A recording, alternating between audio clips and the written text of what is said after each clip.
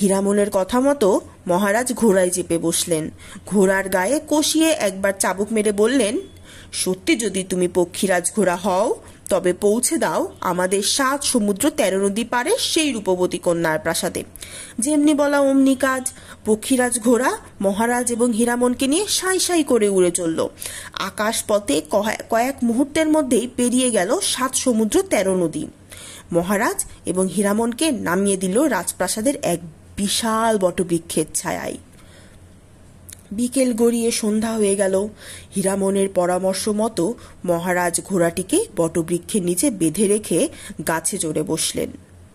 হীরামন বলল, মহারাজ আপাতত আপনার কাজ শেষ, এবার আমার কাজ শুরু। এই বলে হীরামন ঝুড়ি থেকে একটি করে চাঁদির মটর নিয়ে সুন্দরী কন্যা যে ঘরে শুয়ে আছে সেই ঘর থেকে বটবৃক্ষ পর্যন্ত ফেলে এক অপূর্ব নকশা তৈরি করল। সেই নকশা তৈরি করতে করতেই রাত কেটে গেল। ভোরবেলা রূপবতী কন্যার পরিচারিকা ঘরের দরজা খুলে চাঁদির মটর দানা সারি সারি হয়ে শুয়ে পড়ে আছে।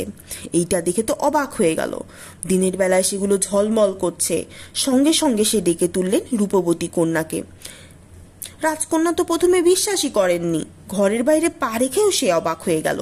সত্যি সত্যি মটর দানা, তাও আবার চাঁদির, পড়ে আছে। রাজকন্যা একটা একটা করে চাঁদির মটর দানা তুলতে লাগলো। মটর দানা তুলতে তুলতে রাজকন্যা একটা সময় পৌঁছে গেল সেই বটবৃক্ষের কাছে। হীরামন সঙ্গে সঙ্গে রাজার কানের কাছে মুখ নিয়ে বলল, মহারাজ, এই যে সুযোগ। রাজকন্যাকে ঘোড়ার পিঠে তুলে চাবুকের একঘা মেরে পক্ষীরাজকে বলুন আপনার প্রাসাদে পৌঁছে দিতে। যেমন বলা তেমন কাজ। মহারাজ এক লাফে গাছ থেকে নেমে রাজকন্যাকে তুলে নিলেন পক্ষীরাজ ঘোড়ার পিঠে। চাবুকের একঘা দিয়ে বললেন, সত্যি যদি তুমি পক্ষীরাজ ঘোড়া হও আমাদের খুব তাড়াতাড়ি প্রাসাদে নিয়ে চলো। হীরামন মহারাজের কাঁধে চেপে বসল।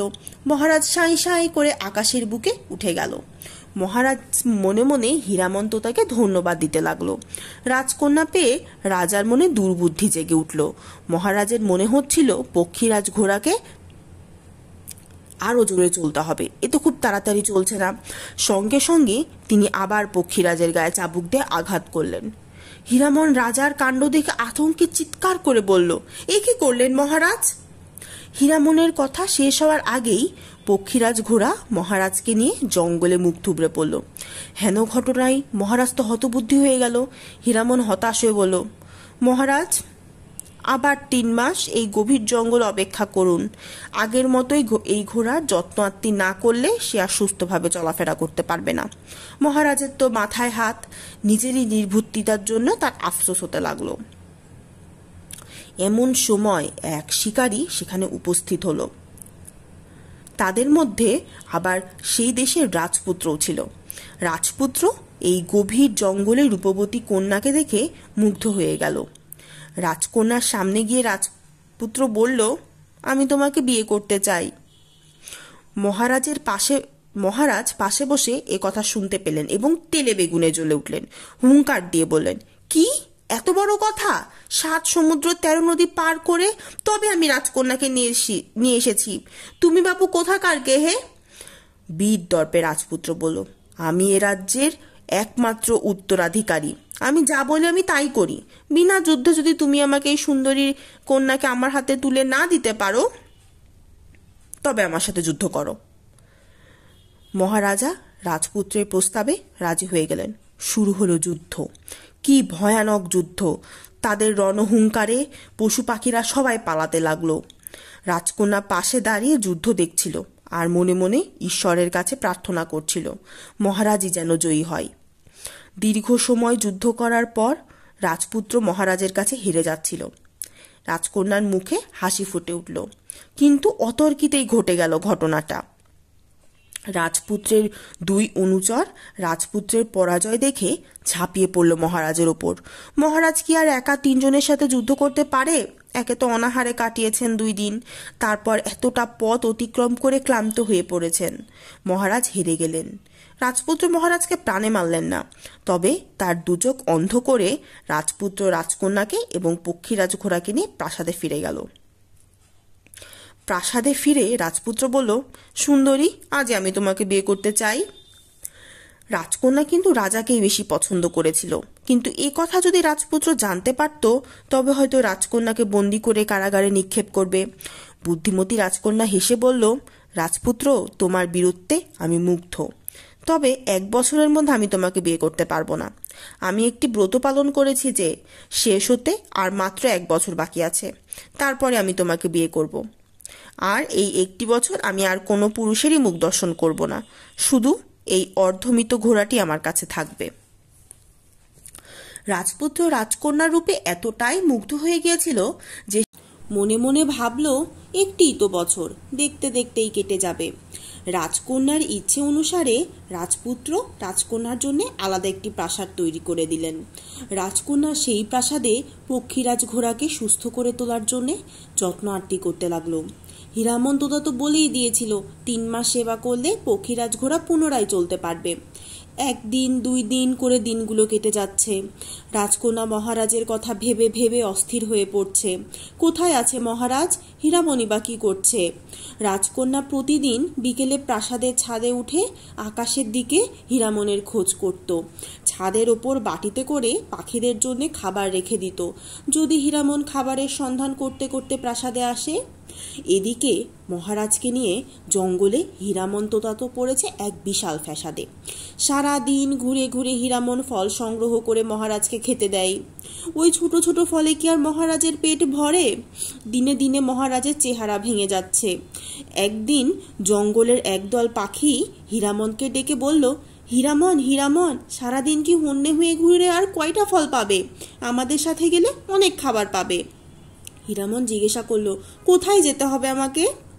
এই রাজ্যের রাজপ্রাসাদে।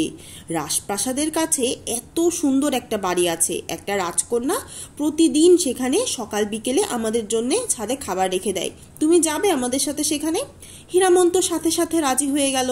পরদিন সকালে অন্যান্য পাখিদের সাথে সেও উপস্থিত হলো সেই বাড়িতে।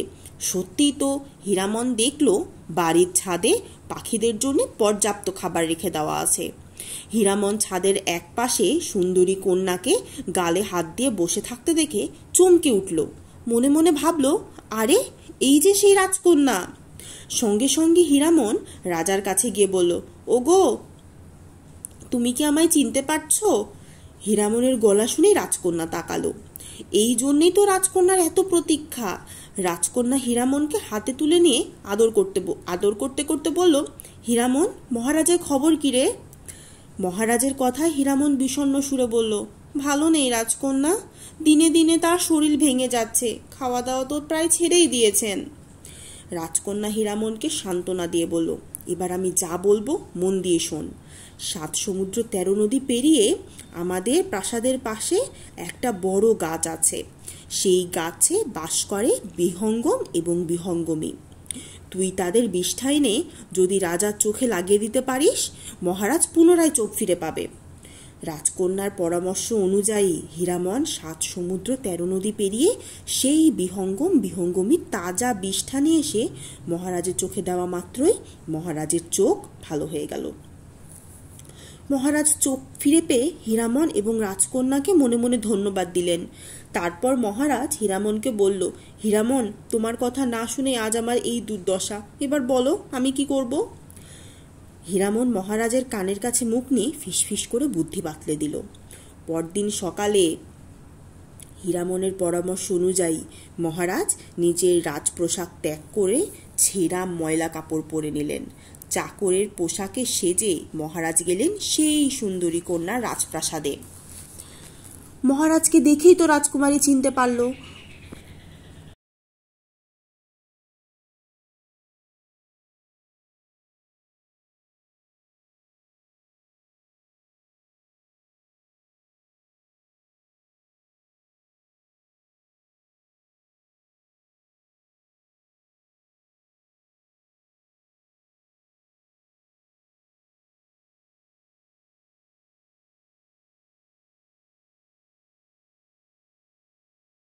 মহারাজ তো দেখেই চিনতে পেরেছিল।